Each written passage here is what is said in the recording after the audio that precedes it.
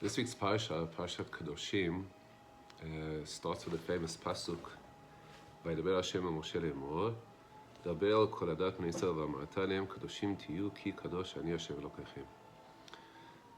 Hashem tells Moshe to tell the whole congregation of Am Yisrael that Kedoshim tiyu, you must be kadosh. And I've spent the last couple of weeks actually trying to ponder, what does it mean, this word kadosh? What does it mean, Kedoshim tiyu? It's apparently such a simple, basic word and concept in Judaism and probably in all religions, this concept of Kedusha, which we always translate as the word holy. But I was thinking, what exactly does the Torah mean when it says to be holy? What must I do? What exactly is it that I must do in order to be holy? What's also very difficult in the pasuk is that Hashem says to Moshe, why must Am Yisrael be kadosh? Ki kadosh ani Hashem Elokechem, because I am kadosh. Which obviously I would say, compounds the difficulty in understanding what does that mean to a human being. How is it that there's a commandment to be kadosh when the reason for that is because Hashem is kadosh.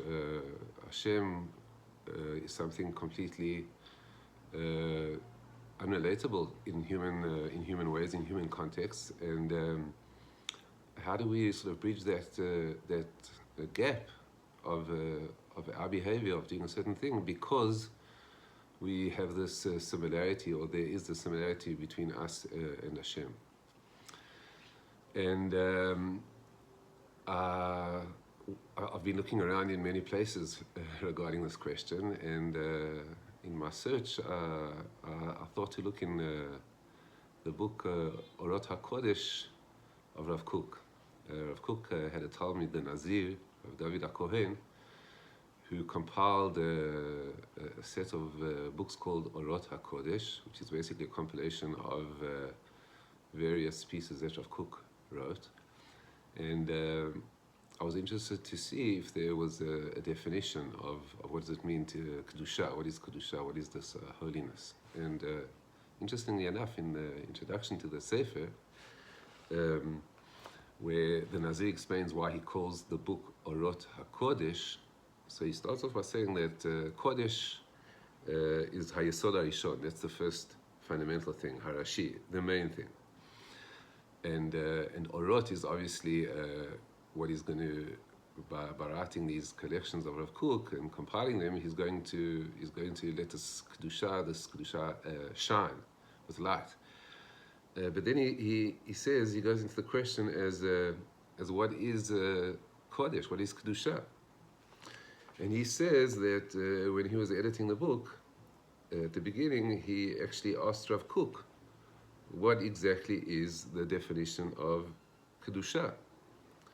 And Rav Kook answered him and said the following, Vatshuva haita, the answer was, Hamidgale mitoch HaTorah, that which is revealed in the Torah, through the Torah, Shehu haratzon ha'elyon, which is the high desire.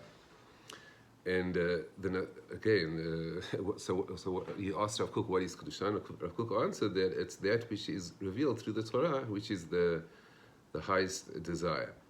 But then he says immediately, Ve'igashti, says the Nazir, I felt, She'Rabbeinu lo natan kol gedei lakodesh, that there was no definition, there was no answer to the question that he asked as to what is exactly Kedusha, what is that Kodesh?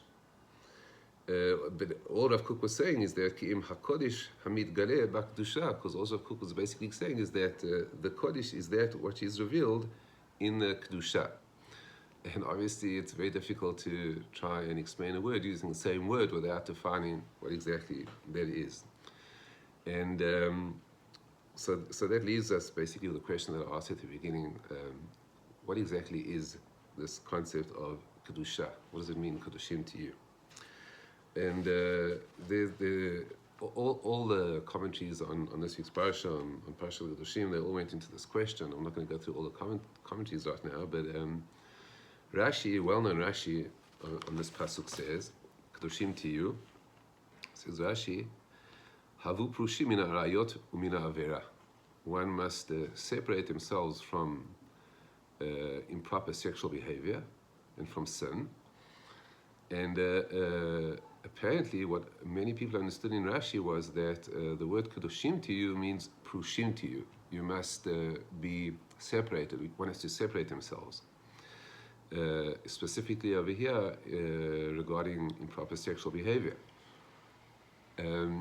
However, if we understand the word Kedoshim Tiyu as prushim Tiyu, meaning separate oneself, it's very difficult to understand how that fits into the whole context of the pasuk, where the pasuk says, "Kedoshim Tiyu ki kadosh ani Hashem Elokechem." You be kadosh because I'm kadosh, says Hashem. And what does that mean? That just like we are prushim in arayot, so Hashem is prushim in arayot, but that apparently is not shayach at all to Hashem, and therefore it's very difficult to understand what that would mean in that context. So again, we're still left with this question as to what does it mean to be Kedoshim Tiyu. I'll get back to Rashi hopefully towards the end and maybe try and refine our understanding of what Rashi may be meant over here. Often people say that if one is searching for a certain definition of a word or an understanding of a concept, it's a good idea to try and find where it first appears in the Torah, that particular word, and try and understand it in that context. And the first place where the concept of Kedusha appears in the Chumash is in fact in Perek Bet of Sefer Bereshit, right at the beginning of the Torah. And it's something which you're all familiar with. We say it at least once or twice a week on Shabbat, and that is in the paragraph of Vayichud Hashamayim v'Haaretz v'chol tzva'am. And the Torah talks about Shabbat. And over there, it says, Vayichai Elokim v'yom hashvi'i melachto asher asah. Hashem completed all of the work that he did. Vayishbot v'yom hashvi'i mikol melachto asher asah, and he ceased from working. And then the pasuk says, "Vayivarech Elokim et yom hashvi'i v'kadesh oto." Hashem blessed the seventh day, v'kadesh oto, and he sanctified it. He sanctified Shabbat. And again, the question comes back as to what does it mean that he sanctified the Shabbat? How does he sanctify the Shabbat? And the pasuk immediately carries on and explains apparently what does that mean. It says, "Vaykadesh oto," he sanctified it. Kivo Shavat mikol malachto, because on that day is Shabbat, and that day he rested from all the work that Hashem had done in Maaseh Bereshit, in the act of creation. Apparently, a very simplistic, I would say, understanding, there seems to imply that the word Vaykadesh oto is a certain something different, something which is not the norm, not the usual.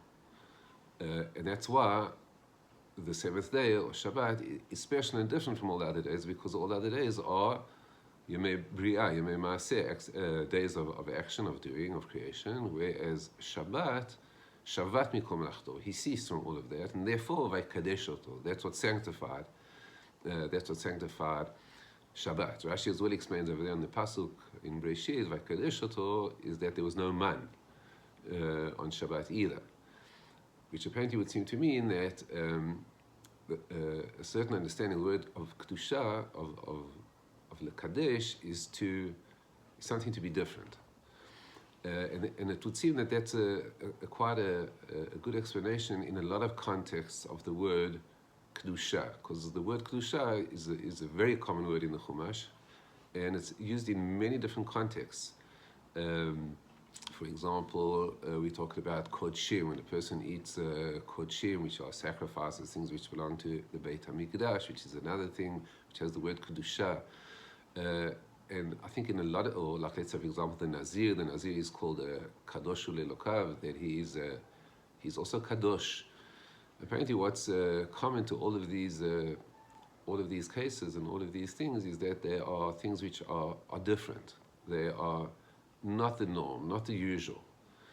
And if that's true, then coming back to the pasuk of this week's Parshat, Kedoshim to you, and the pasuk says, Ki kadosh ani Hashem, I think that seems to imply exactly that. In other words, that Hashem is kadosh, meaning what over here? That Hashem is not regular. It's not the mundane. It's not the usual. I'd say we could even use the word. He transcends all that is, and that is the Kedusha, at least from the point of view of Hashem. And therefore, coming back to the pasuk, apparently what the pasuk might be suggesting is that Kedoshim to you means that one must be, I would say, I'm not going to say so much the word transcend, because it's very difficult for a human being to transcend. Exactly how does one transcend their physical and their natural reality? Just like Hashem, who is Kadosh in that way. However, using the same understanding of the word, apparently what Hashem is requiring and what the Torah is saying is that one must be special. One must transcend the norm.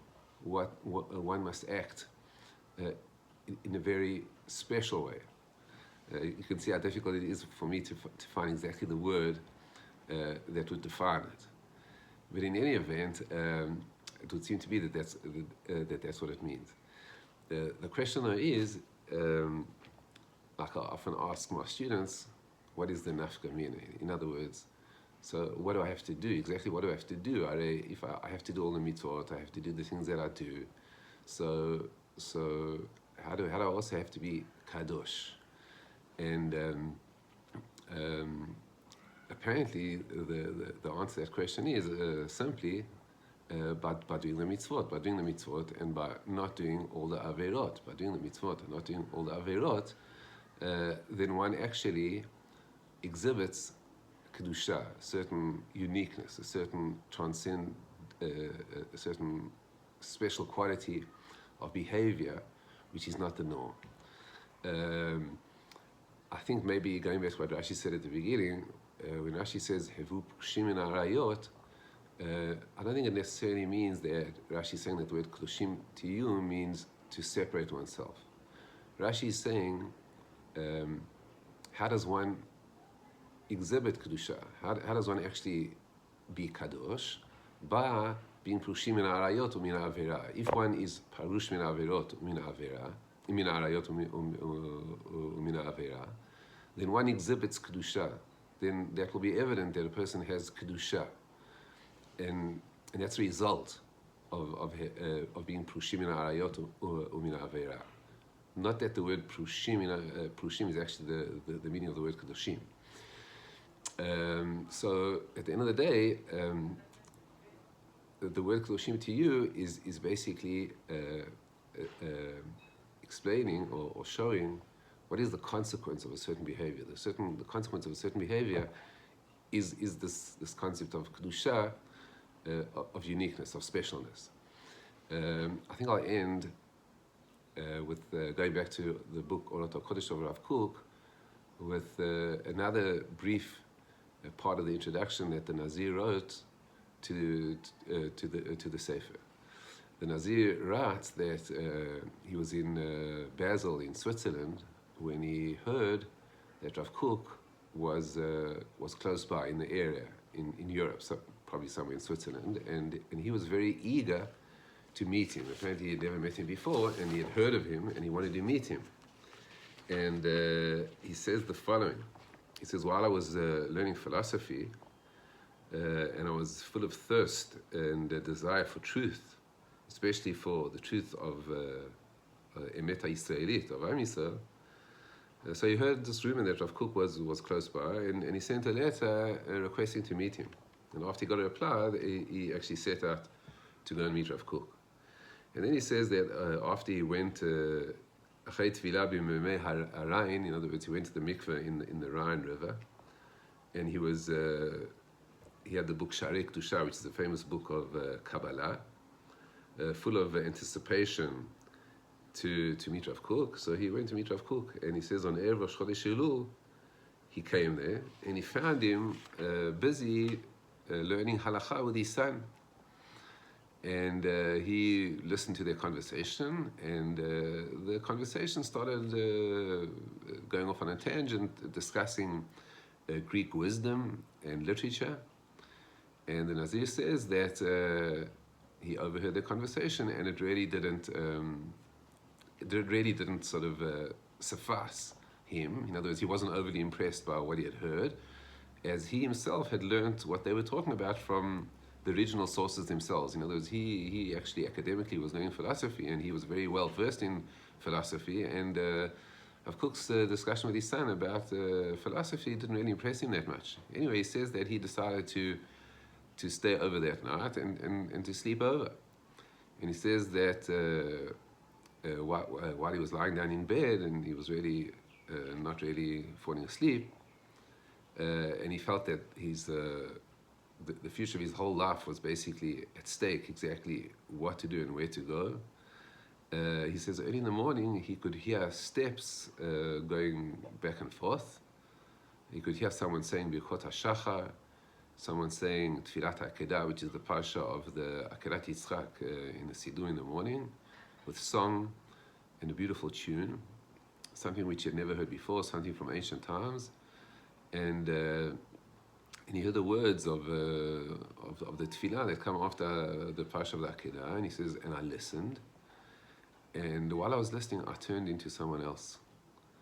And after the tefillah, I wrote down, and he wrote a letter to Rav Kook, and he said to Rav Kook that he found more than he could ever expect to find. And Matzati li Rav, I found for myself a Rav. And I think, going back to the question, what does it mean Kedoshim to you? In other words, Kedoshim to you, what the Nazir found apparently in the personality of Rav Kook was a person who exhibited Kedusha, a person who exhibited a certain uniqueness, a certain special quality, not because he was consciously trying to be involved in Kedusha. Rav Kook was davening, Rav Kook was saying Tfilat HaShachar and Birchot HaShachar and Parshat HaKedah, but while he was doing things which so many of us do, he exhibited a certain uniqueness, a certain specialness, which radiated Kedusha to Rav David Cohen, the Nazir, which from that moment on turned him into probably the most famous Talmid of Rav Kook.